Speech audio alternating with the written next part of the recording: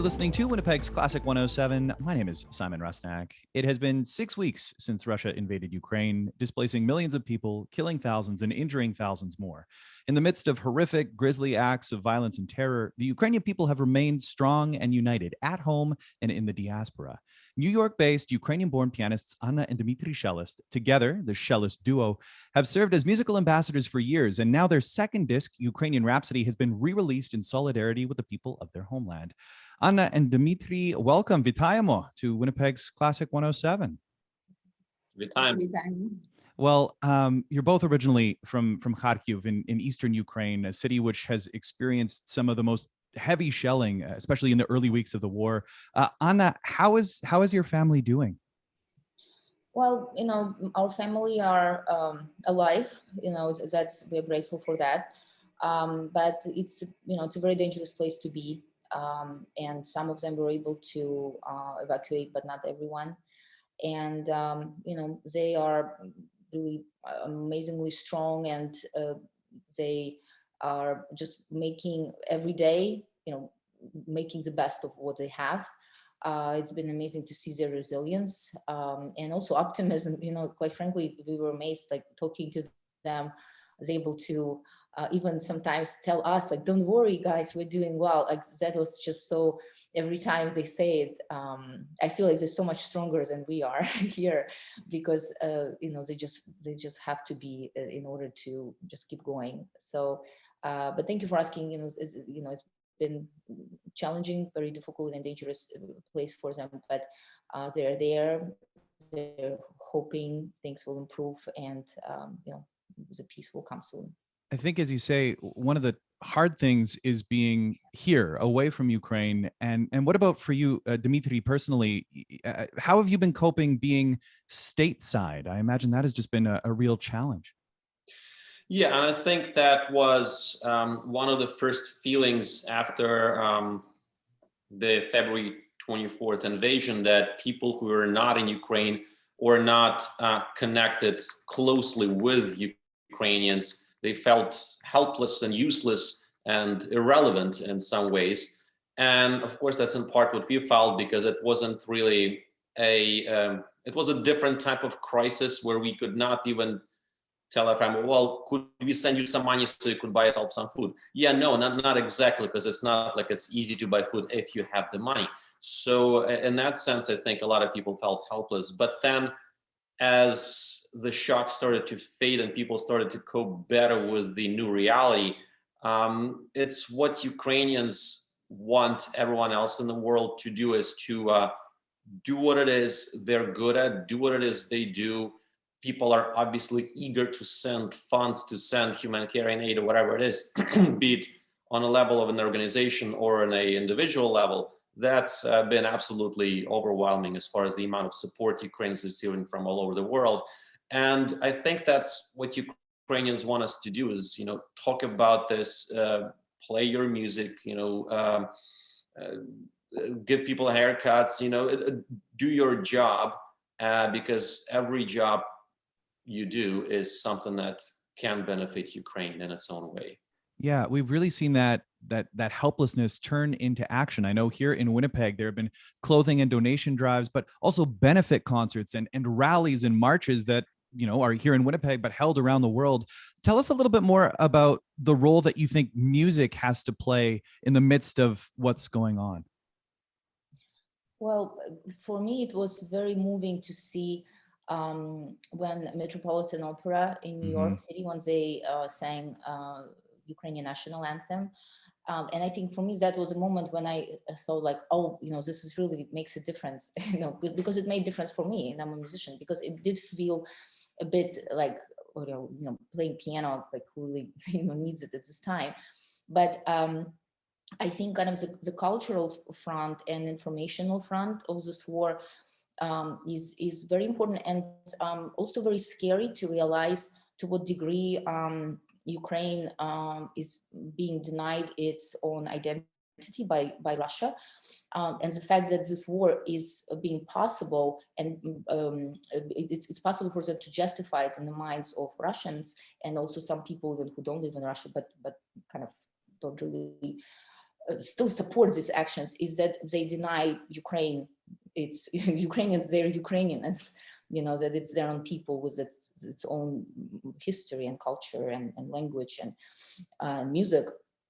So I think from our side, we thought, what kind of small part we can do is playing Ukrainian music and pinpointing exactly why it is Ukrainian, why it is important, what makes it Ukrainian, and how old it is. And the struggle for Ukrainian independence, for its integration into European family, it has been going for centuries. It's not new. I think this one of the Putin lies when he's justifying this war that Ukraine became a country in 1991.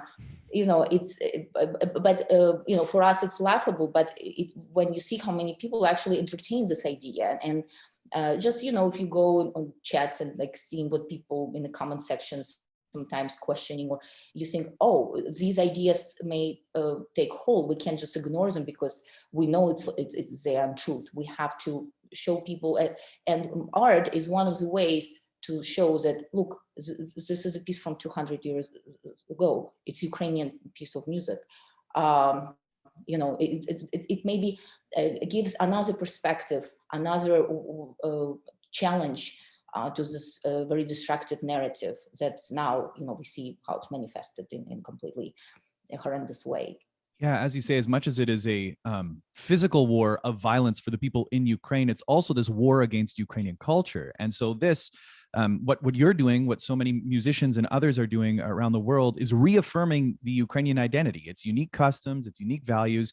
And that's why I think this disc of yours is so important, Ukrainian Rhapsody, which we've been playing since it came out back in 2018. It features music of distinctly Ukrainian composers, the foremost of whom is Mykola Lysenko, really the father of Ukrainian music. Dmitri, tell us a little bit more about him. Well, he is considered the father of Ukrainian music. And in particular, we really enjoyed the recording the suite on Ukrainian themes that Anna did, because it's just such a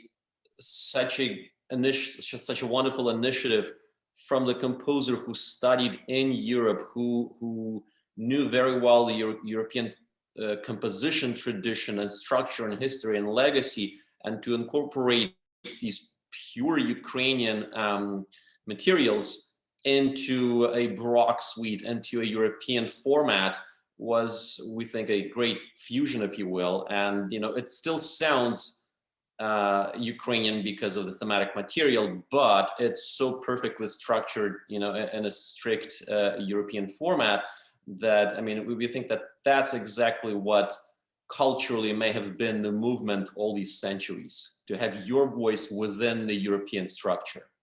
Yeah, it is really interesting. Lysenko, sort of as Grieg did in Norway and as Bartok would do in Hungary, he went out, he gathered these old folk songs and then, like you say, fused them into the Western classical tradition. Anna, this sounds almost like Bach went to Ukraine and decided to write some music. That's sort of what it sounds like, right? Yes, to me that was striking. I remember the first time I played through this piece, many years ago, I thought, oh, like you can do so many cool things with this, because pianists will love Bach suites, and here you have this very unique perspective on this. And I think what is particularly striking to me is that this piece has Ukrainian DNA because of this folk folk music foundation. And since then, kind of playing through Lysenko music, I just find it remarkable how he's able to blend and create this new language upon which all other Ukrainian composers they were able to. It's kind of like he gave them confidence to see that here is a way to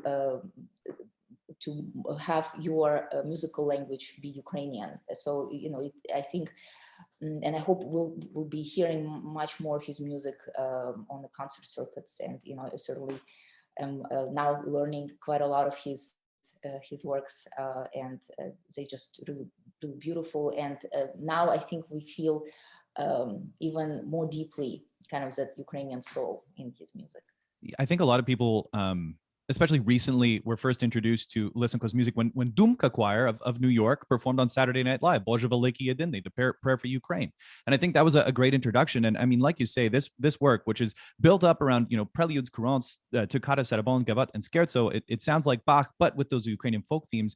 And he does this on an even grander scale in his opera, Taras Bulba, that was arranged by his pupil, Lev Korovutskiy, for piano four hands, which the two of you play together. Dmitri, this was an opera that was championed by no less than Tchaikovsky, though it was never really performed because Lysenko refused to have it translated into Russian, right? Yes, and I think that was very symbolic as to what Ukrainian composers have historically been the path. So you have this kind of a fork split. So here you are, you could go study in Moscow and St. Petersburg and learn to be a composer and sometimes become a great composer, like let's say Sergei Prokofiev, who's Ukrainian-born, but no one, including himself, really considers him a Ukrainian composer, just because he never really involved himself in the Ukrainian tradition. And here we have Lysenko, who could have had a great career move, so to say, yet he might have felt that would lessen or deprive him of his Ukrainian identity, or maybe lessen it is a better word. So he chose to instead to maybe forego some of the career growth and stick to what he believes is best for himself as a composer and perhaps for Ukrainian music in general. And that he most certainly did, influencing countless composers who came after him. And like you say, sort of bringing up that where composers would go. Prokofiev, of course, moving eastward, but then on the flip side too, Szymanowski, for instance, born in Ukraine, really made his career in Poland before traveling further yet. I'm really curious too, because as this program, this disc continues, we make our way into the 20th century. The title track, Ukrainian Rhapsody by Alexander Zhuk, and then Extravagant Dances by Miroslav Skorek, who just passed away in 2020. Anna, can you tell us a little bit more about this music? It's got such a fascinating title. Each of the movements are just so descriptive. There's an entrance and dance, blues, and then can. Tell us a little bit more about Skorek and what he means to Ukrainian musicians and the Ukrainian people. Well, he was such a prolific composer and really in Ukraine household name. I think, even people maybe who are far removed from classical music knew his melody, certainly. That's a piece that we hear now quite a lot. I think with this piece in particular, when we were putting the program together, we just wanted to show really wide range, so going from Lysenko and just seeing what can we show kind of mostly far removed from that style, and obviously this being a contemporary piece of music. And he is, he was a very serious composer with a huge amount of works that he wrote. But this music kind of shows his more humorous side, and also his great love for United States, because he came here quite a few times throughout his life. We actually were able to meet him. I think it was his last visit for his 80th birthday. He came to New York, and there was a concert in his honor. And we gave him our recording, and we were able to meet him. But just now in hindsight, we see that we met this legend, person who is going to be in music history books of Ukrainian music. We also played this work when we made our Carnegie Hall debut here as a duo. We made kind of this Ukrainian program, and this piece was a great hit. It's just a piece that always when we play, people love it. It doesn't matter if we have Ukrainian audience, we have non-Ukrainian audience. It's a contemporary piece. Sometimes people are a little skeptical about contemporary music, but it's just a type of music that is fun. It's entertaining. It's interesting. It has some intrigue. It just in its titles alone. And it's just a great piece of piano duo writing. It's just so well made for both of us. He was also a wonderful pianist. He played himself. We actually, was at concert we attended, we heard him play another suite of his. So we just just fell in love with this piece, and we're actually playing it in 2 weeks. Wow. Yeah. So it's something I think it's great, and maybe now because it has such a hopeful and light character, it may be now I'm thinking it's nice to finish CD on this note of humor and hope and laughter, just kind of as hoping that they're going to get to this place very soon. Well, I mean, the last thing I want to ask each of you, this a re-release. Again, it originally came out in 2018. It's been re-released now in solidarity with the people of Ukraine.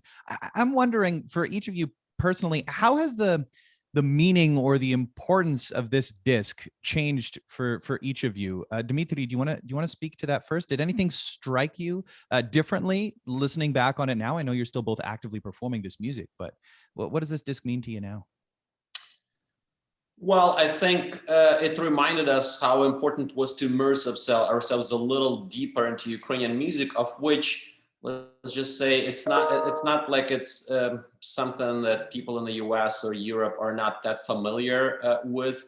Ukrainians used to not be as familiar with Ukrainian music as many other types of countries. And for us, it was a first adventure into kind of scratching the surface, maybe looking a little below the tip of the iceberg. And looking back, we think that, all right, it was a great start. It just gave us a sense of how much absolutely gorgeous and important music there is.